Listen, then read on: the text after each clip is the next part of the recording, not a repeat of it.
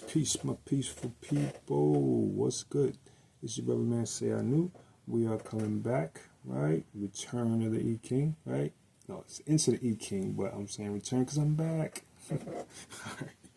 All right, and we are at Hexagram 8, okay?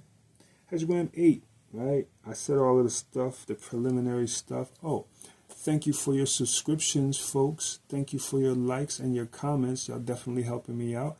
Get this stuff to more people. You know what I'm saying? Definitely share the video, let people know we're doing I Ching readings and stuff, right? Talking about that I Ching. I Ching is a very, very, very strong text for spiritual development, okay? All right, use it, right? So here we go. We going into the 8th hexagram. This one is called Union, okay? And we start off reading from the book, right? 8th hexagram, Union. Wilhelm and Bain's book, page 36. Symbolically, this connotes holding together and the laws that regulate it. The yielding lines hold together because they are influenced by a strong man of will.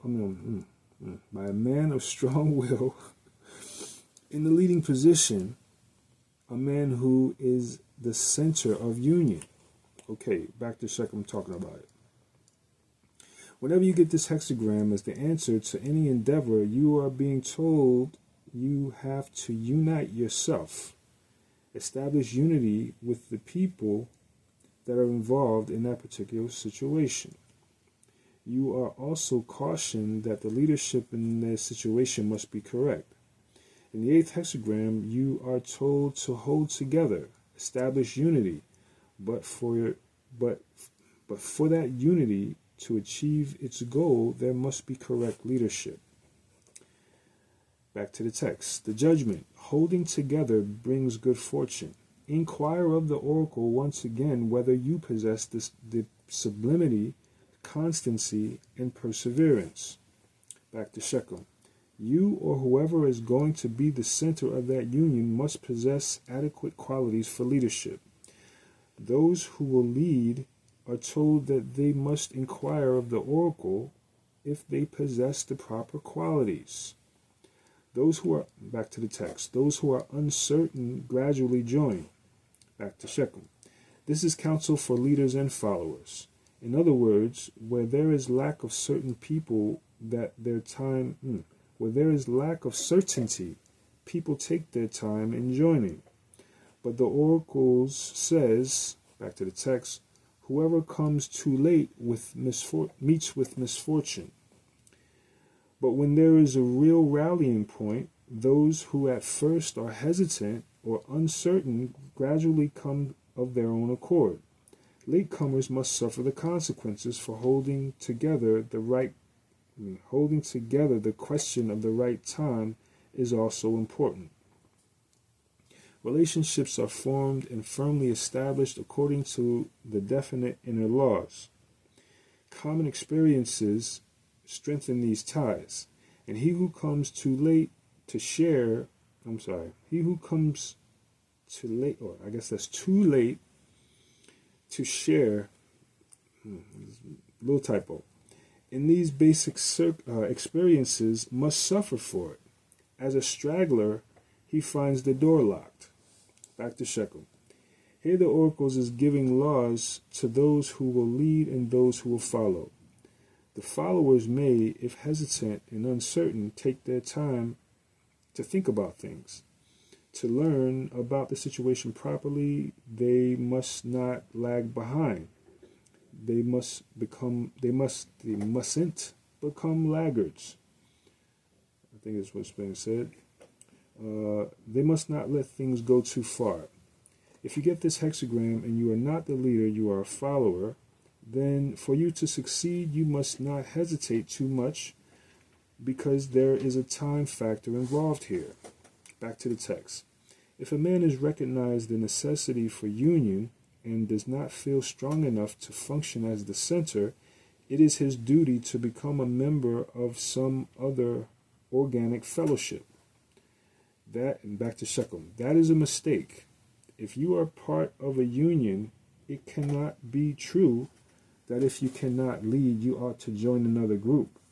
That is not what is meant here, because it is counsel for both leaders and followers. Hill Wilhelm makes an error. It doesn't follow logically. That's not good counsel, that if you cannot lead, to go join another group. What it says here is that if you are a leader or a follower and you cannot live up to what is required of you, then find another group. What is implied here, what is implied where it says about those who first come and establish the conditions for that union, who share the basic experience. Let's say you are building a society. The people who come and build it up are entitled to that society, as opposed to those who stand on the side and say, let me see if that works, then I will join. When they see it is working, they say, okay, let me now join. By that time, it is too late. You can no longer share because you did not come in on the ground floor. This is the kind of situation where if you want to be on the ground floor of that grouping, you have to come in when things are still on the ground floor. That is the time factor involved here.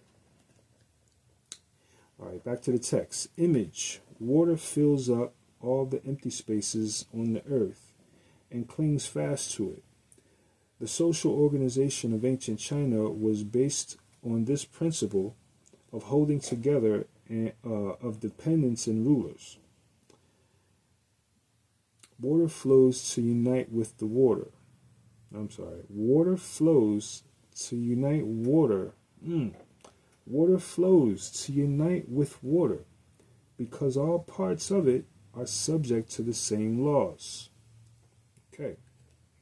Back to the text. This is just a metaphor for saying that when people come together, they are subject to the same laws. Meaning, do not create double standards. Do not give prerogatives to yourself that others do not have. Keeping in mind that in any union, the leader may have and often will have prerogatives that the followers do not have. But as far as everybody, all of the followers are subject to the same laws, right? So it's, right. Don't put people in different levels of prerogative, right? Make everybody follow the same laws, or everything's going to disintegrate. All right, back to the text. So too should human society hold together through a community of interest that allows each individual to feel himself a member of the whole. Back to Shechem. Meaning that when you come together, the individual needs must not be neglected. For example, the Western man has found all kinds of trouble setting up social communities. Capitalism exalts the need of the individual above the need of the group. Socialism and communism exalts the need of the group above that of the individual. Here the Yi is stating the law that when you come together, make sure that the interests of the individuals are also taken into consideration. Of course, the personal interest must be balanced in the group interest. Right? So it can't be all capitalistic and it can't be all communistic. Right? There's got to be some medium where they can get, what they want done and we can get ours too, type of thing. Right? All right, we're back to the cutoff, so mind me, y'all. Here we go. All right, let's go into a little history of Taoism. The I Ching itself is an oracular system that is rooted in antiquity. It is so ancient that its origin is mythological. If you ask any Chinese scholar about the origins of the I Ching, he goes into myth. They say that Fu He did so and so. So who is Fu He? He is some mythological king that they cannot place in time and space exactly. He is a mythological character. Nobody can state that a man, Fu He, actually lived. It's so ancient. Taoism, if you read the encyclopedia or any other pablum for Western minds, we will believe that pablum. I never heard of that word. I'm sorry. Western mind. Okay, I gotta run that back. If you read in the encyclopedia and other pablum for Western minds, we will believe that Taoism was a philosophy and a religion that lived in China. That is not so.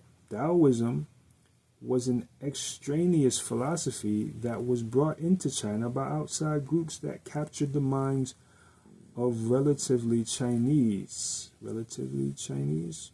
a few scholars and sages. Relatively few Chinese scholars and sages. I don't know. Kung Fu He and other, that's Confucius, right? Kung Fu He and other great Chinese scholars became very heartbroken trying to get Chinese kings, princes, and people to adopt Taoism as a way of life. Meaning Taoism was never lived in China itself except by a handful of monks and sages in the monasteries, but it never became a way of life. If you talk about the African philosophy, we find it is lived by the people themselves. That is a big difference. And what I'm hearing stuff. And what I want to say to you here is that it is interesting with this philosophy of life in China because socialists became socialists. China became communist. Meaning that China eventually adopted a way of life where the interest of the individual is not taken into account as much as the interest of the whole state. That violates the 8th hexagram. Right, so if you're wondering why all of this is being taught, it's that sentence right there, right? That violates the 8th hexagram. If you get this hexagram, if you want to lead, you have to ask the oracles again to see if you possess the qualities. Or if you are a follower, then you are being told to be yielding. You are being told not to lag. Do not become a laggard. Cooperate and give your part of the situation in a timely way because it is very important. All right, we go into the lines. Line 1, reading from the text. Hold to him in truth and loyalty. This is without blame. Truth, like a full earthen bowl. Thus, in the end, good fortune comes from without. Back to Shechem. Here we have an occult law at work which the author does not state. Back to the text.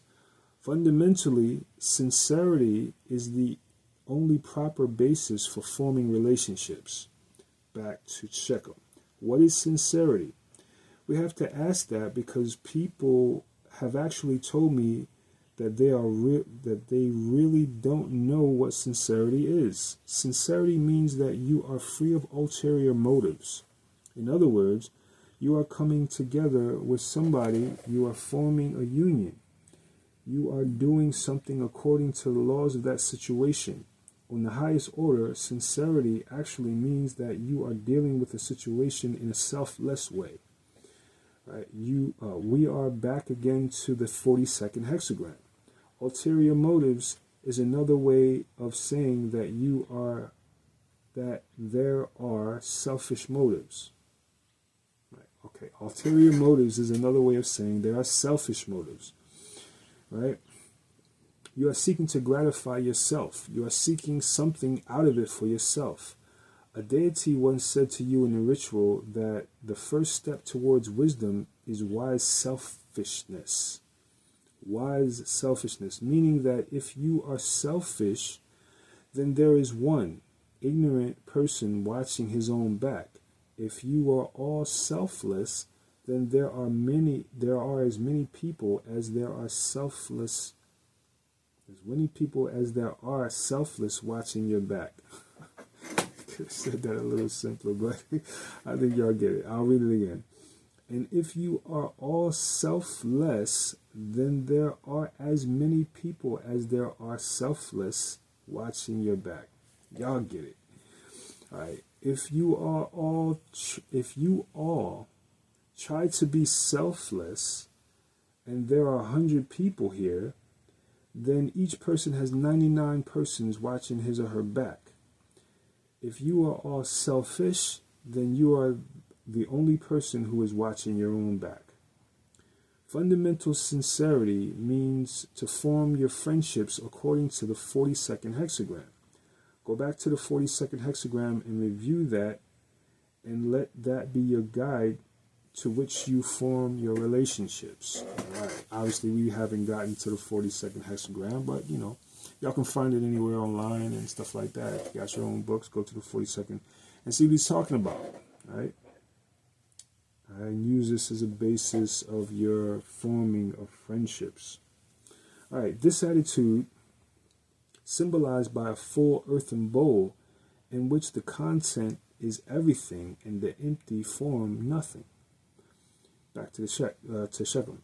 Because people form friendships and it is nothing else but empty form. There is not substance in it. The substance in friendships is selflessness. The form of friendships is selflessness. Form without content, meaning an empty earthen bowl, is that you have nothing to offer. You are just talking. To come to me with an empty earthen bowl for me to fill it with something, instead of coming to me with a full earthen bowl to give me something. We should always go to the other person with a full earthen bowl. Here is my offering to you. That is what is meant by putting content into friendships, into relationships, into unions. Back to the text. Shows itself not in clever words, but through the strength of what lies within the speaker. Back to Shechem. Clever words means that people have learned to say all kinds of things to each other to butter each up. All kinds of promises, etc.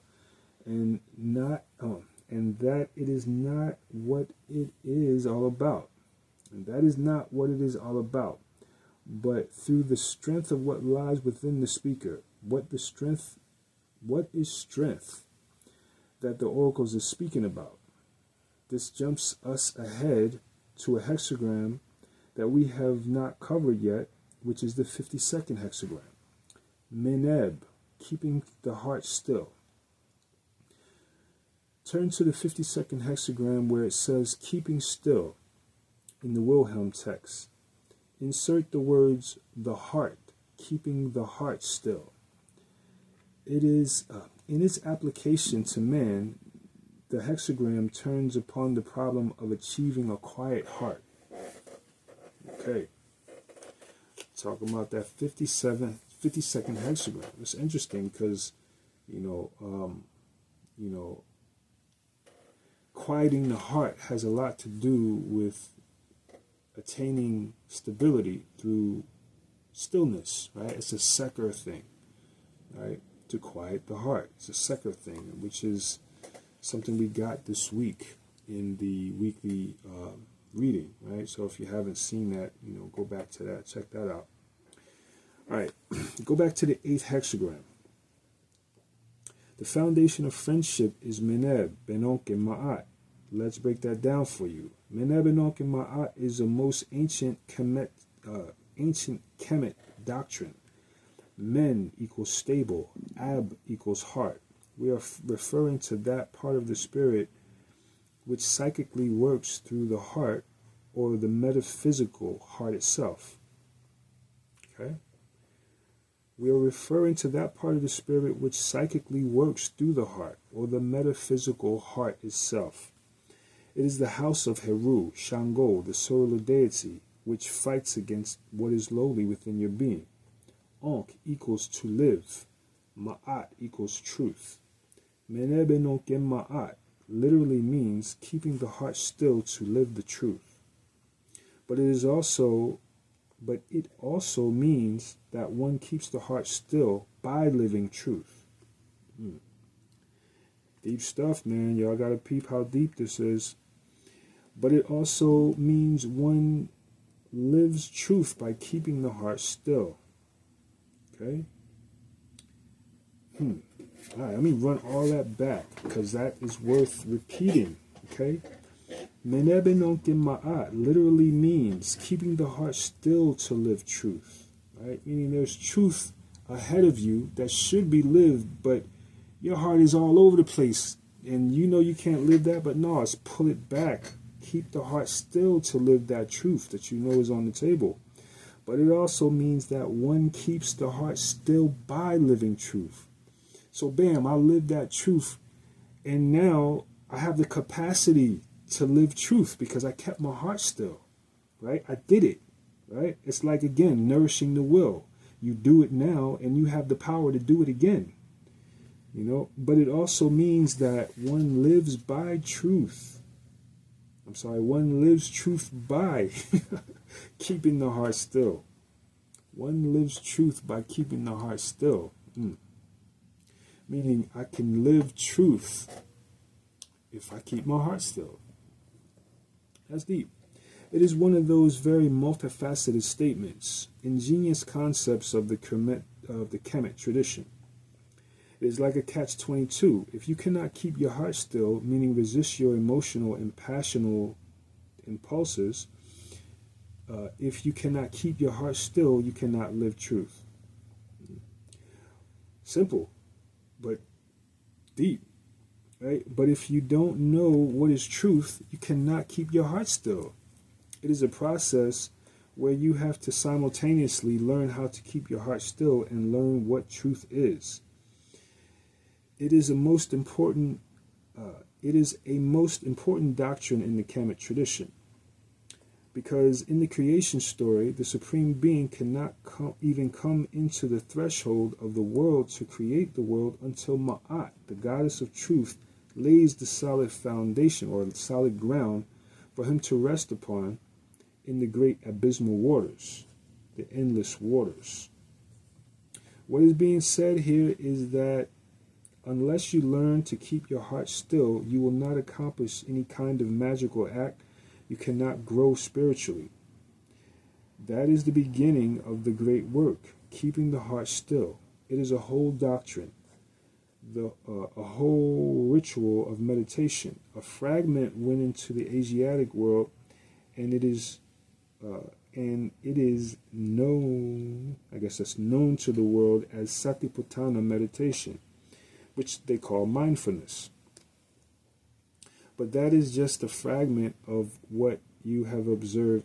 Oh, a fragment once you have observed the whole. Okay. All right. In this first line, what the person needs is to be sincere, meaning to be selfless. But selflessness, we are told, can only be achieved if you keep the heart still. Can only be selfless if the heart is still. Because the passions are selfish. The things that urge us on a bodily level, on a base level, are selfish. And they have to be stilled. You have to still these things in order to live the truth, the truth. All right, let's go. Let me shut up. And it is not the words that you say to each other, your promises, etc., but your selflessness and your meneb that will now works a magical act. And from without, it will bring good fortune to you. Go to Chu and Shurel text. Line 1 says the same thing, but the very last line says, the results will be plentiful, like a full earthen bowl. Back to Shekel. The author of this book misses the meaning of the full earthen bowl. He thinks that what will get will be, full like an earthen bowl. Typo. He thinks that He thinks that what you will be like an earthen bowl. No. Little typo there. No, the full earthen bowl means that it was used for offerings. Meaning that if you keep your heart still, is going to get you an earthen bowl. Then let's remain passionate if that's all you are going to get. No. By living the truth of the first line, you will get back plenty. Right? You get plenty back, right? Let me see. Let me try and read this again, right? Because that first part is real, it's I think the words were mixed up and it reads weird, okay? So the author misses the point of the full earthen bowl. He thinks that what you will get be full like an earthen bowl. No. The full earthen bowl means that it was used for offerings. Meaning that if you keep your heart still, it is only going to get you an earthen bowl that lets remain passionate if that's all you are going to get. No. By living truth of the first line, you will get plenty back. You will get barrels full of wealth of good things. The earthen bowl is what the sacrifice offerings to the deity, and any Yoruba will show you his earthen bowl, where he has stones and offerings for the deities. Those are the canoptic jars of the Kemet tradition, where different offerings of sacred mystical elements were placed in. Offerings to the deceased or to the deities, etc. The problem here with True and Shiril is that they are either linguists or specialists in particular fields, but are not themselves Judgement. They do not comprehend the meaning of certain symbols. Okay, that was rough trying to get through that. Yeah, rewind it if you didn't understand. All right. All oracles were originally guides to what sacrifice to make to a particular god. Years back, I went to the I Ching because everything was telling me that the authors of the I Ching were black. And I finally found out that there was a group of Chinese blacks who called themselves the Naks in China, who, as you would guess, occupied the lowest strata of Chinese life. They are the most ancient, and they are very much like the African people.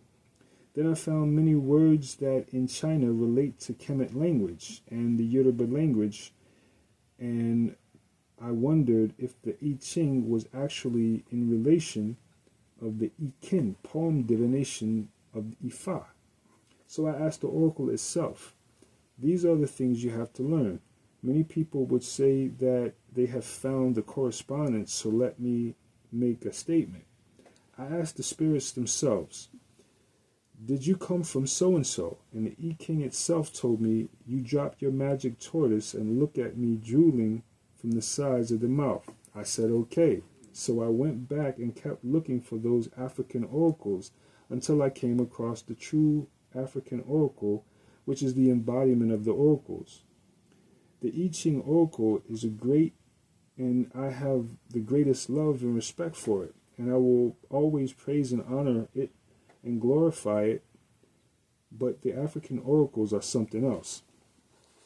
So, just real quick, right here, if you look into a lot of, even especially with the Japanese language, right? The Japanese language encompasses a lot of words that come straight out of West Africa.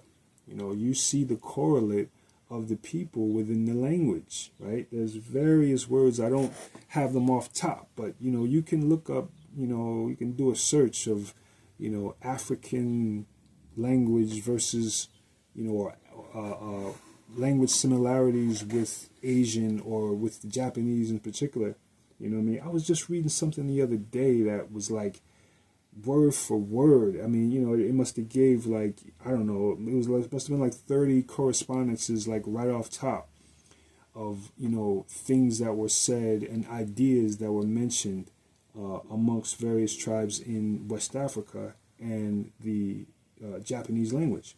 Same is true with the Chinese as well. You know, like Chinese, you know, the origin of Chinese folks is black folks that came from the West and the south and went that way.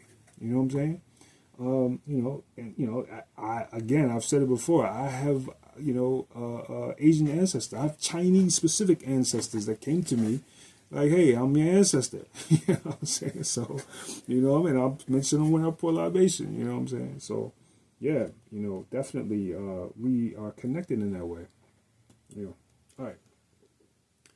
Right? Okay, so this line is the guidance to developing magical power. When you get this line and you keep your heart still, if you are selfless, if you give instead of taking, in forming a union with somebody, then in forming a union with somebody, then an occult force will go out of you and bring back to you. Right? But there is a trick, because once you know but once you know that this is, so you might be saying to yourself, well, let me be selfless so I get those numbers now. Let me be selfless so that I can get plenty back.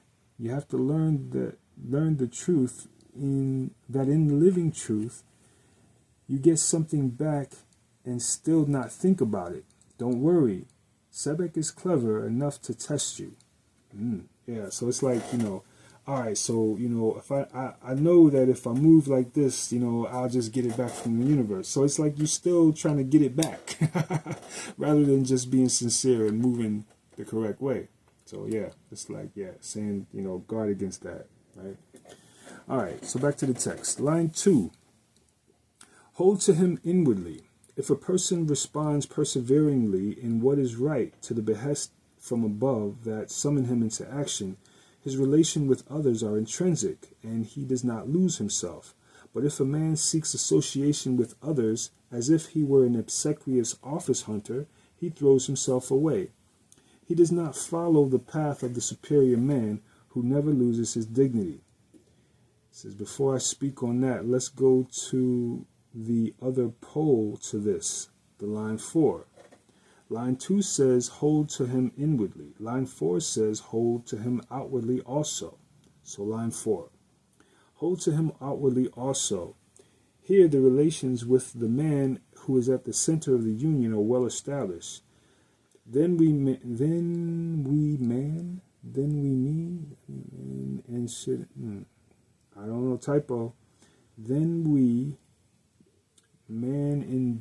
indeed we should show our attachment openly. I think we're saying then we mean and indeed we should show our attachment openly. But we must remain constant and not allow ourselves to be led astray. Back to Shekel. In the 4th line, we have found a person of good virtue, so we are told to hold to that person inwardly and outwardly.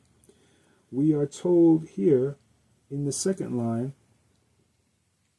is that in some situations we may hold inwardly to somebody but not outwardly.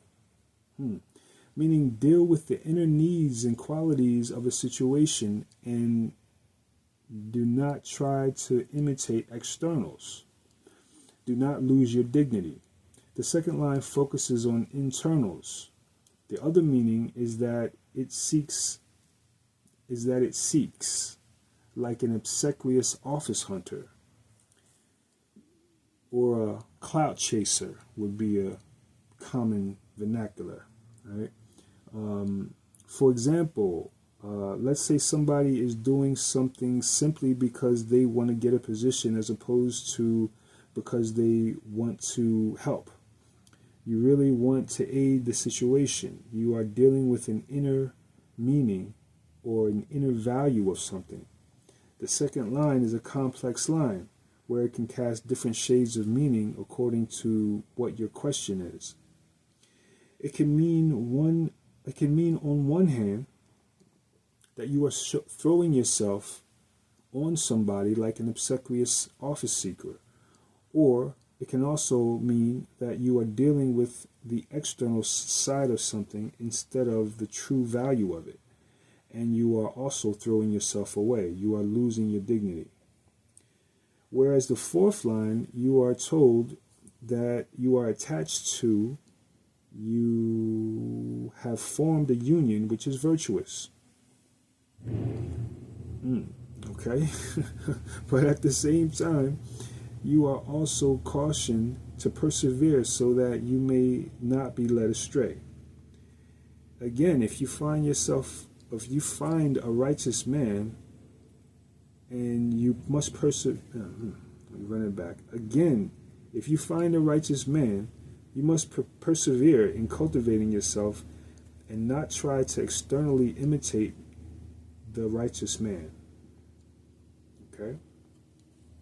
These things happen in unions. When people come together, what happens? Somebody may tend to lose his individuality. Okay. Alright, yeah, y'all know office hunters, right? Y'all know clout chasers, right? People who, there's no sincerity there. They're just chasing the position or chasing the prestige, or, on very low levels, you got groupieism, right? Girls come around and, they want to be groupie. They want to do, something just to get some level of favor from this individual who they're idolizing, or something like that, you know what I mean? Or, clout chasing within the group, you know what I mean? You want to be seen as such and such, so, you're doing this, but, there's no internal, tie, just external show, right? Line 3, you hold together with the wrong people. That's very clear, like, like, this is why I love the Oracle, man. Like, you'll get this third line, and it means just that. It means that whoever you are talking about, they ain't the one. They are not the one. And you be able to see it. You be like, you get it, and you be like, okay, I see that. You know what I'm saying? Unless, you don't have much dealing with them. But it's like, hey, if you go forward after this council, you will see it. That's what I'm talking about this. This is like, this is truly talking to God, right? Because it's saying, yeah, this person ain't right for you. You hold with the wrong people. And if you say, well, I really like this person, and you go forward, there will be tears. You know what I'm saying? There will definitely be a need to run it back and reverse it, right? You're going to find that, and, some of y'all are in relationships with people right now who they are not the right people for you, you know what I'm saying? But, some of y'all are clout chasing, etc. And y'all are going to eventually see, like, life is already showing you to get away from this person. That's why it pays to be still enough within to be able to walk away if you must. It pays to be in control of yourself, in control of your faculties, having your will, moving through your will is what I want to say. All right. That is very clear, so we can move on to the 5th line. He said nothing about that because it was very clear. You heard the wrong people. All right. 5th line, manifestation of holding together. In the hunt, the king uses beaters on 3 sides only and forgoes the game that runs off in front. The citizens need no warning. Good fortune. Then in parentheses, last paragraph. There is depicted here a ruler or influential man to whom people are attracted. Those who come to him he accepts. Those who do not come are allowed to go on their way. He invites those who come, he invites none, flatters none. All come on their own free will. In this way, there develops a voluntary dependence among those who would hold to him. They do not have to be constantly on their guard, but may express their opinions openly. Police measures are not necessary, and they cleave to their ruler of their own volition. And back to the text. To Shekel. In both books, this line is not properly explained. There are beaters on 3 sides, meaning that the game is being stalked on 3 sides, but there is room left for you to leave if you want to. Here we have a situation where you are not totally enclosed on all 4 sides, where you must stay. At the same time, it is not an open situation where you are free to move in any direction.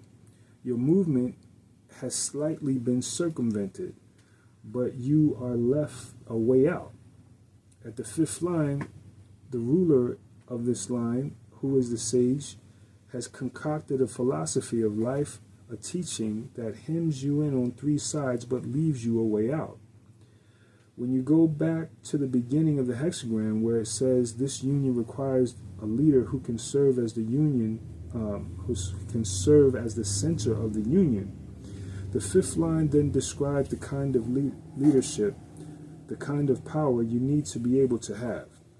Can you deal with people in such a manner where you give them reasons for coming together so that is so persuasive, that is so together that it seems like they are hemmed in on three sides? You can actually give them no out except their desires to be out, because you have allowed them the freedom to be out.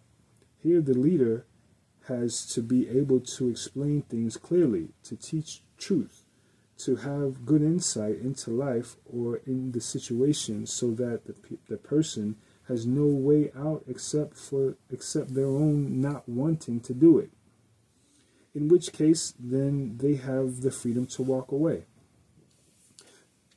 The kind of leadership here is that once you decided, okay, I have studied, I have read, I have analyzed and experienced, I will join. Then that is the strength of the leader. The leader is not using police measures against you. This is the philosophy that we follow here in the society. I give you an example. A young person comes to me asking to marry somebody outside the society.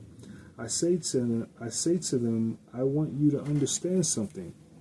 That person who is not in the society, I cannot exert any influence on your marriage succeeding, because that person has not joined.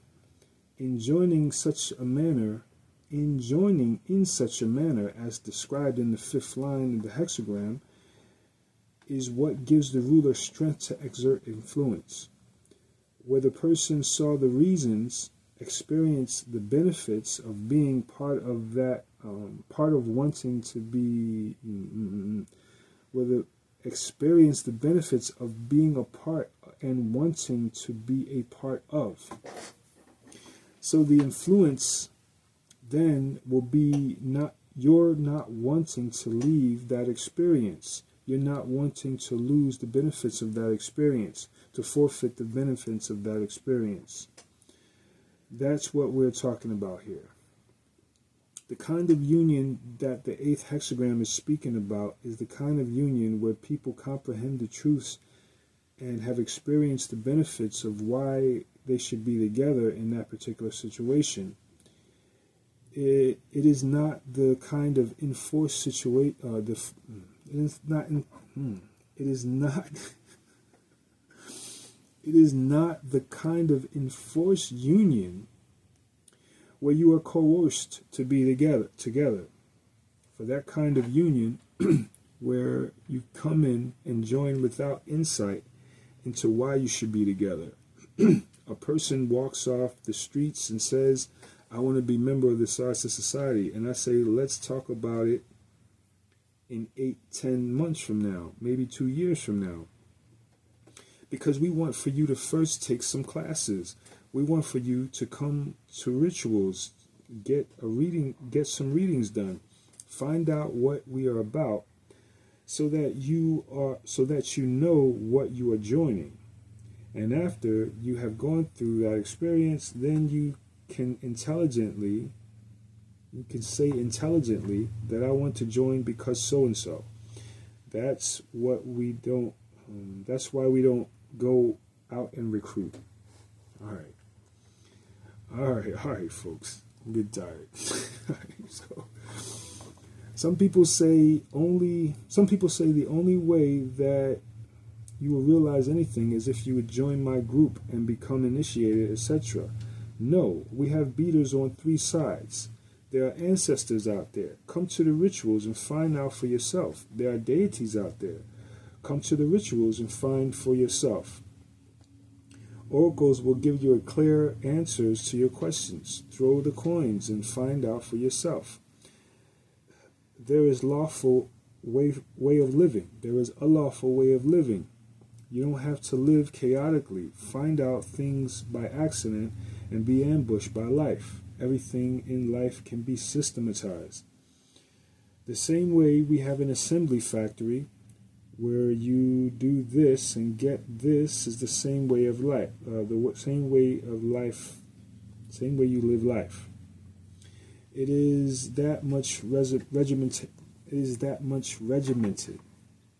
Pardon me, y'all. You may know something is going to happen, and you know how to prevent it, or you may not have the power to prevent it, but there's always that factor in life. To know what is going to happen and to be able to exert as much influence as you can to control things.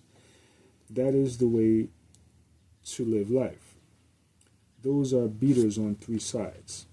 In the 8th hexagram, those who join, those who follow, if they have proceeded properly in that situation, they are joining, are part of the union because they have voluntarily, out of their understanding and clear perception, joined that situation.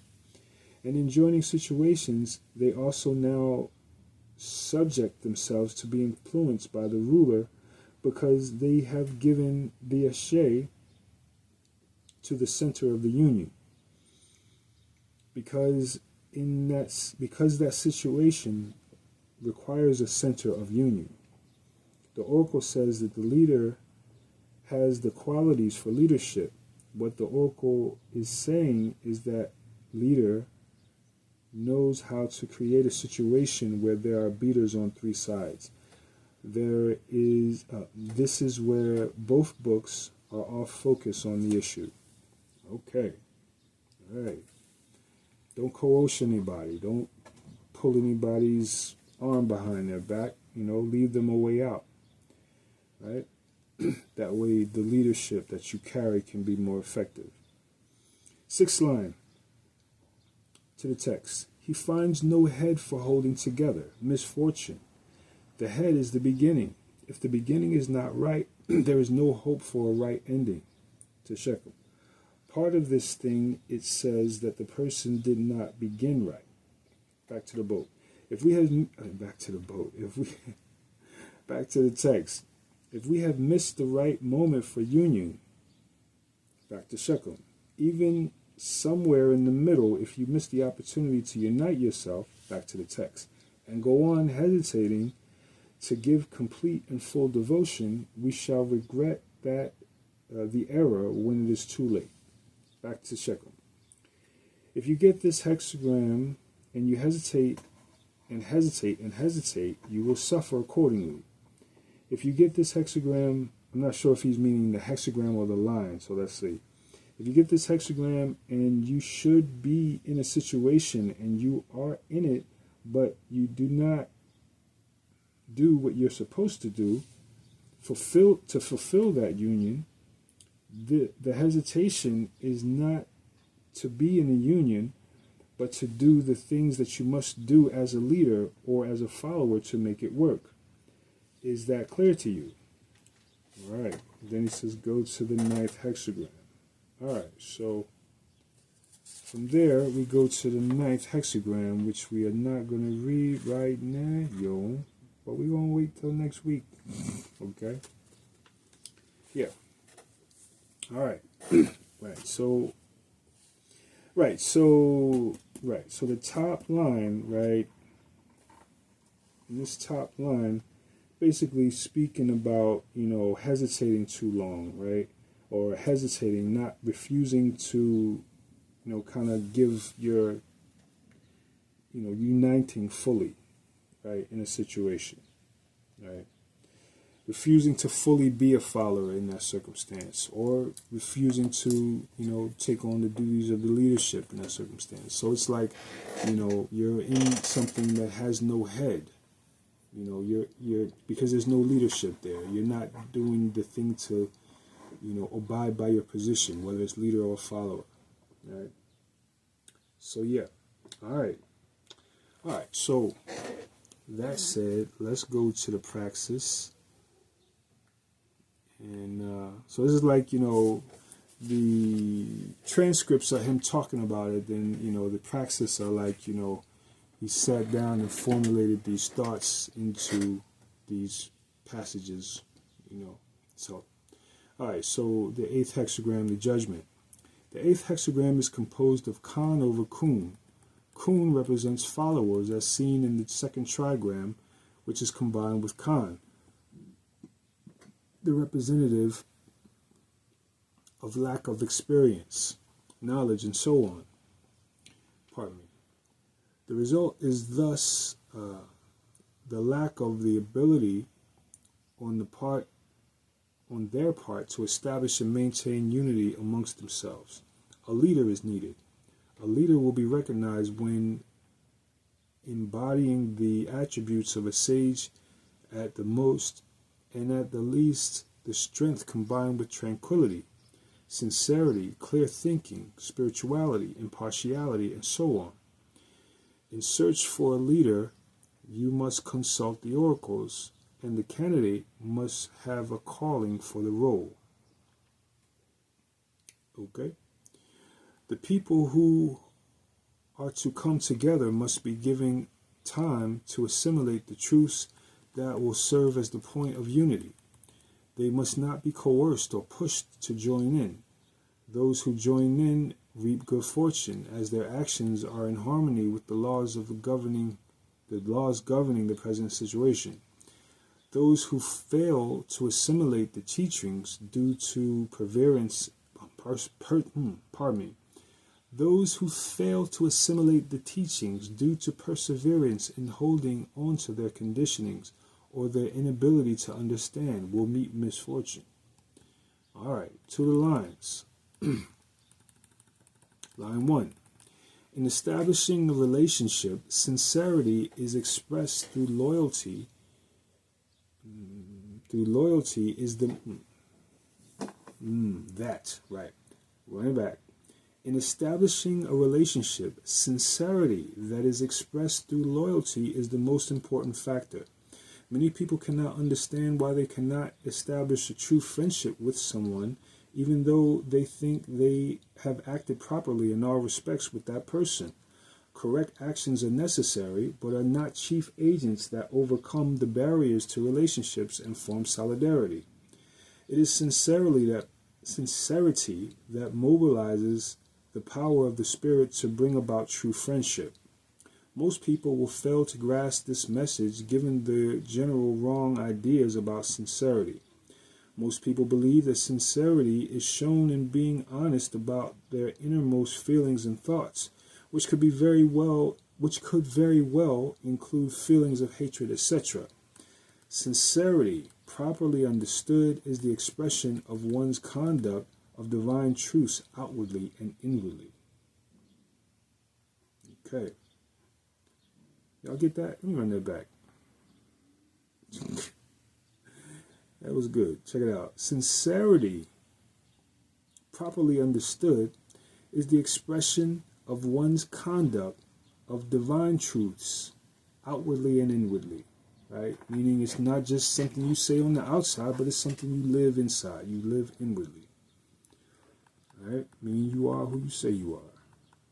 Right? Etc., etc. Line 2. Cultivate the spiritual laws to make sure that your actions toward others are inspired from the divine realm and not from the lower parts of your being. Run it back. Cultivate the spiritual laws to make sure that your actions toward others are inspired from the divine realm and not from the lower part of your being. Seek to unite through selfless work for others and not for the sake of fame, money, and position. Otherwise, the relationship thus formed will not be a true union. Your loss of dignity and of yourself will in time rebound negatively. Man, can you imagine if we had this stuff in schools, okay? Like, we need some way to incorporate this into the lives of ourselves, our families, our children that are coming up, right? We need to be reading this stuff to them, You know, we need to be living this stuff in our conduct to show people how to live. Because this is like, you know, the regular society out there is not anywhere near this understanding and operation, you know what I'm saying, of, you know, living life. Like, we're not on this stuff, right? You know, and, you know, for that sake, we are dying. You know what I'm saying? Like, you know, we really are taking the wackest of food, you know? You know, we looking at YouTube shorts. We're looking at TikTok shorts. And like, you know, I mean, you know, on some level, I'm like, thank God TikTok is like, you know, being banned or something like that right now. Because it's whack, you know what I mean? When you realize that the Chinese TikTok don't show you the same type of videos that they show into the American TikTok. You know what I mean? Like just on automatic regular feed. Right? It's not the same stuff. They're cultivating in you dumb stuff that means nothing, where in their own circle, right, in their own, you know, society, they are cultivating much higher principles, you know what I mean, in the people. You know what I'm saying? And these are the people who are coming up with all kinds of great technology and da-da-da-da-da, and then going back to rule Africa. Why they showing you dances and, you know, crap. You know what I'm saying? Yo, man, let me not get off on this. Let me stick to the subject here. But yeah, man, you know, we need to, like, you know, read the stuff to the children, man. Like, seriously, like, we need to get on this. Line 3. You are counseled here to maintain sociability without intimacy because the people or situation you are relating to or relating with is not in harmony with your values, lifestyle, etc., ideas, etc. Do not mistake acquaintance with friendship. Beware of giving your loyalty to the wrong people. This is real life right there. Because the wrong people will destroy you on purpose. Some of them will try their best to destroy you on purpose. All right. Line 4. When seeking union with people outside your circle of beliefs, etc., success will come. Success will be guaranteed by doing so with the help of a leader, counselor, etc. This will keep you from being alienated from your people. All right. Line 5. To ensure the greatest possibility of success in an enterprise, members must not be invited or cajoled to join. They must be allowed to do so on their own volition. This is the only way that a leader can create the leverage needed to ensure compliance. When you receive this hexagram, you are in a situation in which police measures are not appropriate. Voluntary compliance is the foundation. This is achieved by encouraging them to join in such a manner that they are left a clear way out.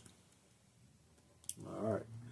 In line 6, union cannot be established because there is either no leader or unifying idea, or the people who must come together lack the ability to understand or are caught up in conditionings that prevent them from coming together. Yeah, we see that a lot in our community. Yeah. All right. So that's the reading, folk. I mean, that's the reading of the hexagram. All right. Right. So yeah, man. This is these are serious life principles that we should be going to the oracle. We should really be doing readings like what should be my focus for my development, stuff like that. You know what I mean? Not just asking about regular everyday things. We should be applying these to self to attain growth. Spiritual development is what these tools are for. All right, so with that said, I'm going to say peace and love, and we're going to come back and do it again next week. Peace.